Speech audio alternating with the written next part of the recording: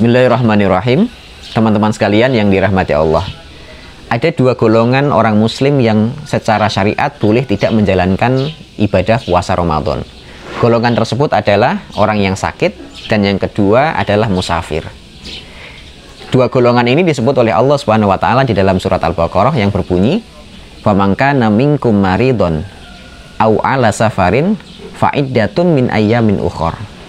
Jika di antara kalian ada yang sakit atau dalam perjalanan, maka mereka boleh tidak berpuasa dan menggantinya puasa tersebut nanti di luar bulan Ramadan.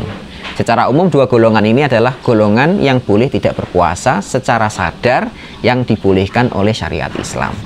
Hanya pertanyaannya, jika mereka ingin berpuasa, mana lebih baik tetap berpuasa atau lebih baiknya tidak berpuasa?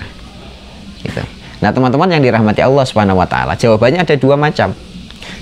Mereka lebih baik tetap berpuasa jika puasa yang mereka lakukan dalam kondisi sakit atau dalam kondisi musafir tidak sampai mengancam kesehatan atau mengancam jiwanya.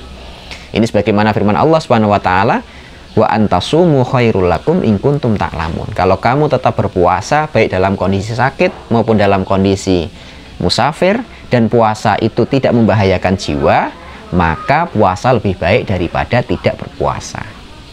Kemudian jawaban yang kedua, lebih baik tidak berpuasa jika puasa yang dia lakukan justru menimbulkan masalah. Bagi orang yang musafir atau orang yang sakit, ketika dia memaksakan diri untuk berpuasa, padahal puasa itu akan menyulitkan dirinya, maka puasa itu dianggap sebagai puasa yang paling buruk. Ini sebagaimana dalam sebuah kisah, Nabi Shallallahu Alaihi Wasallam pernah mendapati seseorang yang sedang pingsan dan dikerumuni oleh massa. Kemudian Nabi Shallallahu Alaihi Wasallam bertanya kepada para sahabat, "Wahai sahabat, kenapa orang itu?" Mereka menjawab, "Wahai Nabi, orang ini dalam kondisi safar, tapi dia memaksakan diri untuk berpuasa sehingga dia pingsan." Nabi menjawab, "Itu merupakan seburuk-buruknya puasa."